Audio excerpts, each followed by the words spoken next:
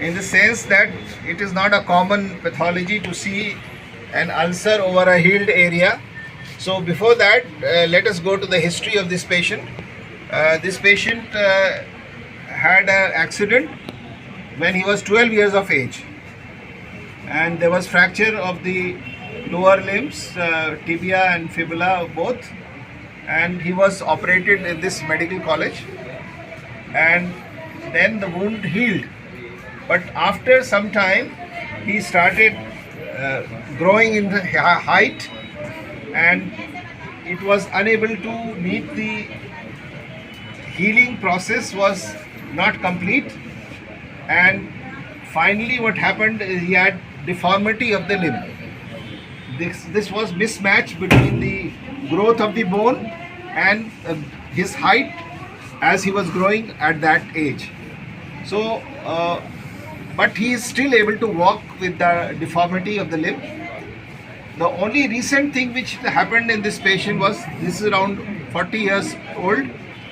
Now for the last 40 years he was okay. For the last 1 year he noticed that in the scar area there was a bulge in the wound itself, healed area. There was a single wound, single bulge. He consulted some medical practitioner and they gave him some medicines, and he thought that it is going to heal, but it did not heal. After some time he noticed another swelling appearing just below that, and a third one appearing after that. So now this wound has become much bigger in size, and there is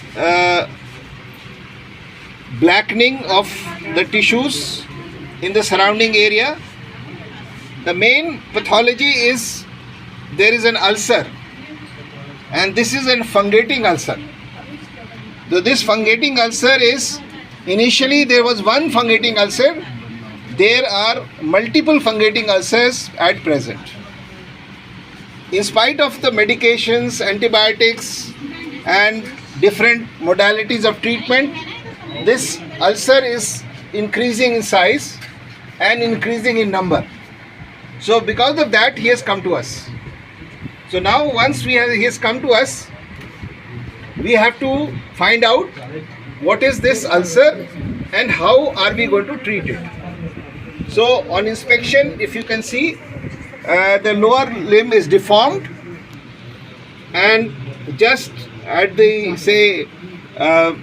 junction of the foot and the leg, there is an ulcer, and it is having blackening and deformity all around.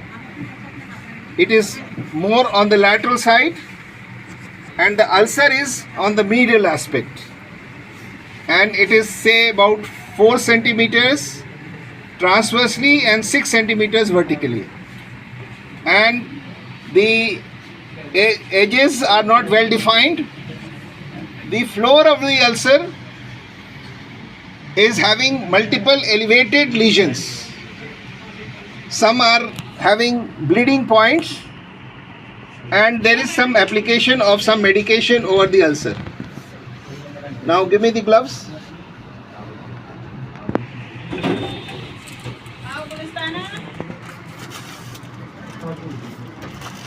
So now we will see for other findings about the ulcer.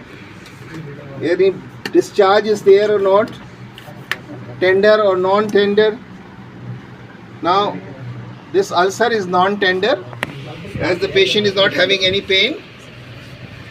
On pressure there is no discharge of pus, but of course some reddish points are seen, which means it is partly having bleeding tendency.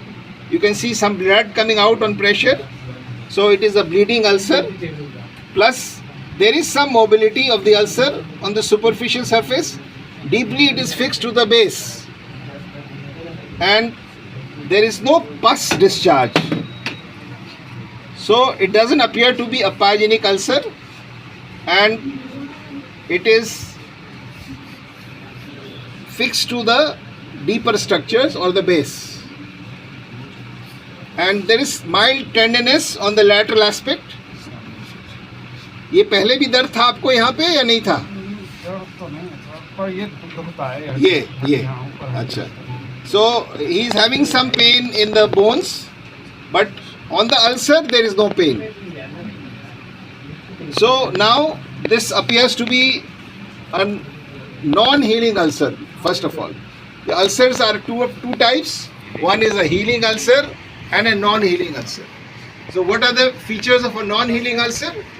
There is usually pus or discharge, and the second thing is the sloping edges and pink in color. So for healing ulcers, usually it is pink in color, the edges are sloping and there is no discharge, there is pink or red granulation tissue.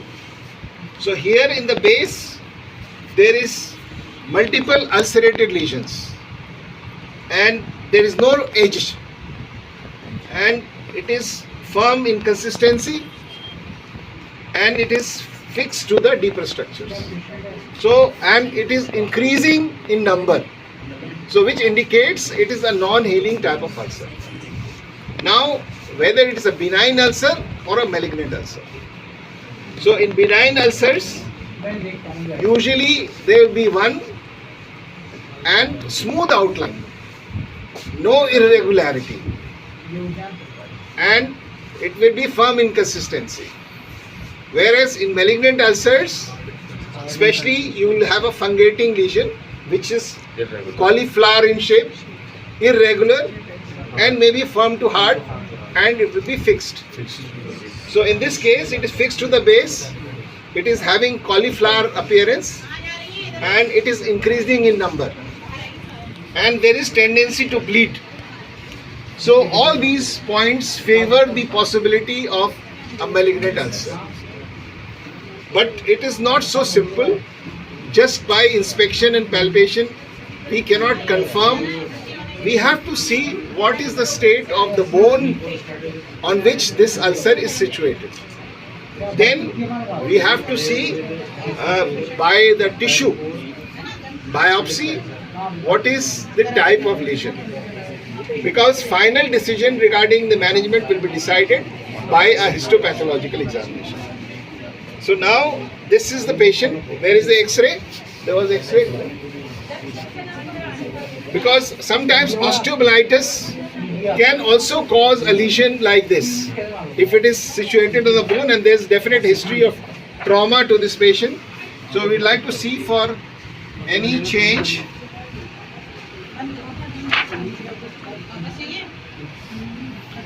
Although there is definite thickening of the bone and irregularity of the bone is there, this is a chronic disease, so there is some periosteal elevation at some points, so that deformity is there, but we does not confirm with the ulcer on the, is it related to that ulcer? No. So now we will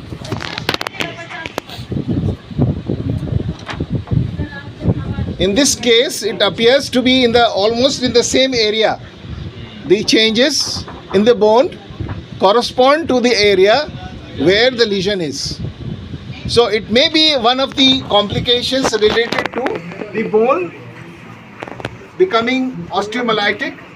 So osteomyelitic changes are there, but since the lesion is fungating in type and it is cauliflower and tendency to bleed, we still have a firm opinion that this may be a malignant ulcer.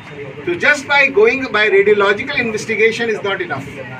So we must have a biopsy which will prove the diagnosis. So in this case, there are two options of biopsy. One is fine cytology, imprint cytology or fine needle aspiration cytology, and second is histopathology. So both are possible. Cytology is very easy. We just put a slide over it and first clean it with saline and then put the slide, take multiple slides and stain it and see under the microscope. So that will be cytology. but that will not be confirmatory because the lesion may be deeper and you missed the diagnosis. So the best would be to take a biopsy, and we take a triangular area for the biopsy, and we take the normal healthy tissue also.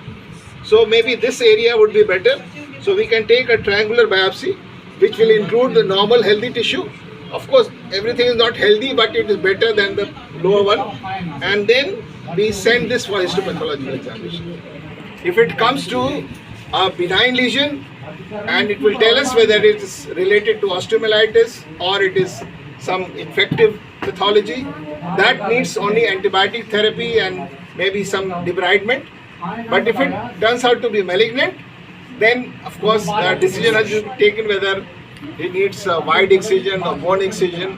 So that is after the histopathological examination. So whenever you get a case like this, you have to decide whether it is an ulcer, it's a healing ulcer or a non-healing ulcer. Then second is whether it's a benign lesion or a malignant lesion. And accordingly, you have to decide about the management. Thank you.